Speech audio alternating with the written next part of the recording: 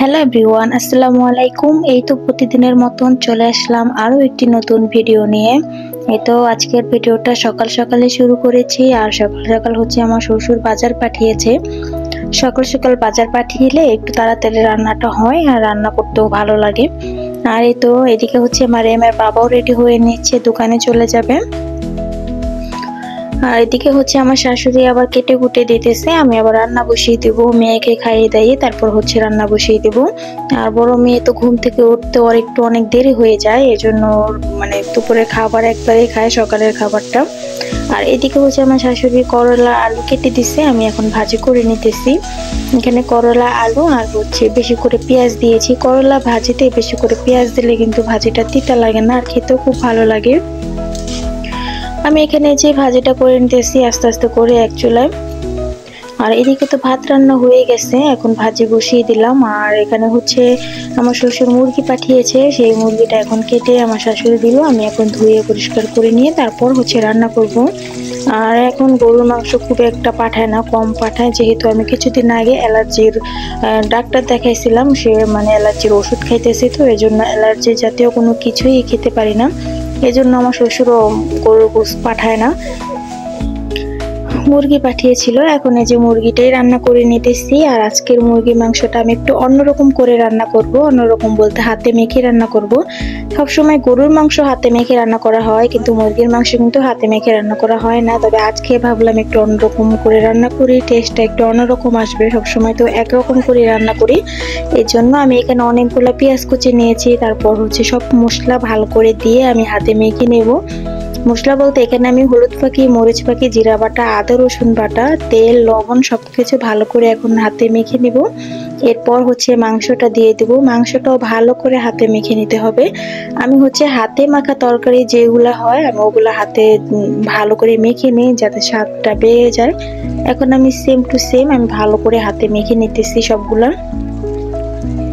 অনেক সময় লাগে, তারপর আমি হচ্ছে হাতে মেখে নেব। এরপর হচ্ছে পরিমাণ মতন পানি দিয়ে দেব। আমি অল্প পানি দেব না, একবারে বেশি করে পানি দিয়ে দেব, যাতে এই পানিতেই হয়ে যায় রান্না। আর এদিকে হচ্ছে ভাজি করাটাও হয়ে গেছে, আমি ভাজি করে নিয়েছি এদিকে।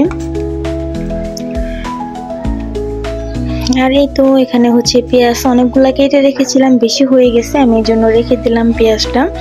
আর এদিকে আমার বড় মেয়ে কিছুক্ষণ আগে ঘুম থেকে উঠলো, উঠিয়ে হচ্ছে টিভি দেখা শুরু করে দিছে। আর এদিকে হচ্ছে যে ভাজিটা হয়ে গেছে, আমি এখন ভাজিটা রেখে দিতেছি। এই তো আর আজকে হচ্ছে মুরগির মাংসতে আমি বেশি করে কাঁচামরিচ দিব। বললাম না আজকে একটু অন্যরকম করে মুরগির মাংসটা রান্না করব। আমি সবসময় রান্না করি কষিয়ে, আর কাঁচামরিচটা তেমন একটা দেওয়া হয় না, তবে আজকে বেশি করে কাঁচামরিচ দিয়ে মুরগির মাংসটা রান্না করব।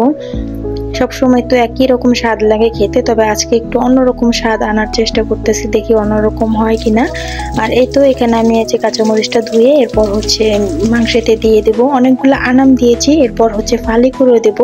আর এদিকে হচ্ছে আমি এই যে মুরগির মাংসের চামড়া আর হচ্ছে পাখনা পা এগুলা ভালো করে পরে পরিষ্কার করে ধুয়ে এখন হচ্ছে দিয়ে দেব। আর এখানে হচ্ছে মশলা বেটে নিয়েছিলাম, এখানে লং, এলাচ, দারচিনি সবকিছু বেটে তারপর এখন দিয়ে দেব। আর এই তো এই যে তরকারিটা এখানে তো বসিয়ে দিছে, হইতাছে আস্তে আস্তে। আর এখন এগুলা সব দিয়ে তারপর নেড়ে চেড়ে মিক্স করে দেব।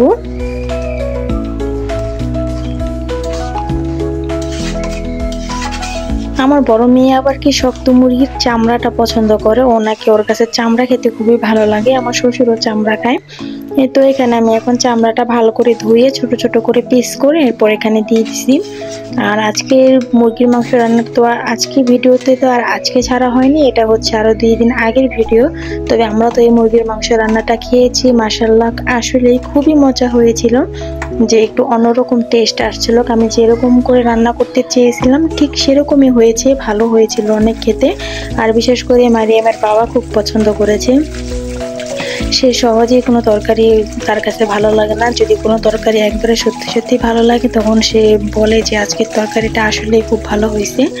আর এই তো এই মুরগির মাংস তরকারিটাও আসলে খুব মজা হয়েছিল, সবাই বলেছে। আর এই তো এই ডিমটা হচ্ছে মুরগির পেট থেকে বের হয়েছে, আমি এখন একটা ধুয়ে ফ্রিজে রেখে দেব। এই তো এখন তো বলি যে আমি হচ্ছে যাদের ভিডিও দেখি আপুদের, আমি সবার ভিডিও ফুল ওয়াচ করে দেই, কিন্তু অনেক আপুরা আছে যে আমার ভিডিও দেখে ফুল ওয়াচ করে না। হয়তো বা আমি বুঝতে পারি, কারণ যেহেতু আমার ভিডিওটা 10 মিনিটের হয়, 7 মিনিটের হয়, যদি 20 জন আপু দেখে তাহলে এটা অনেক টাইম, ওয়াচ টাইমটা অনেকই বেড়ে যায়।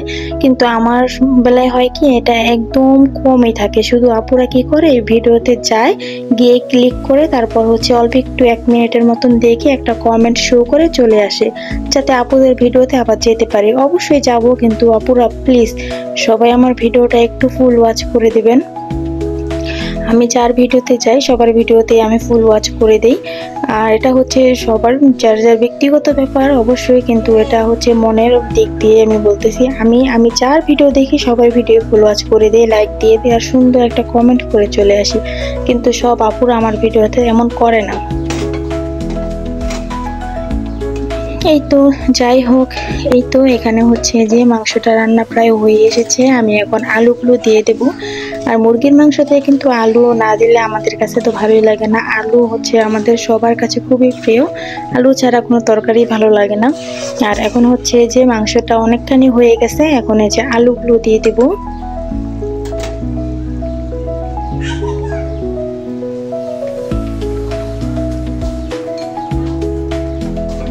আমার ছোট মেয়ে আবার এই শক্ত মুরগি পছন্দ করে না, ও শুধু মুরগির কলিজাটা খেতে পারে। আর এই শক্ত মুরগি তো একবারে ড্রেসিং করে আনে, আর ড্রেসিং করা মুরগির কিন্তু কলিজা একবারে কোনো আরাম, মানে আরাম থাকে না, একবারে মানে থেতো থেতো হয়ে যায়। এজন্য আর কলিজাটা নেওয়া হয় না, আর মেয়েকে খাওয়ানো হয় না। আর এই তো এখন হচ্ছে যে এখানে আমি আলু দিয়ে, তো ঝোল তো আর দেবো না, ওই ঝোলে আমি আস্তে আস্তে রান্না করব। একবারে আমি মেখে জেখে যে পানিটা দিয়েছি ওই পানিতেই আমি রান্না করে নিতেছি, এক্সট্রা ভাবে কোনো পানি দেবো না এখানে।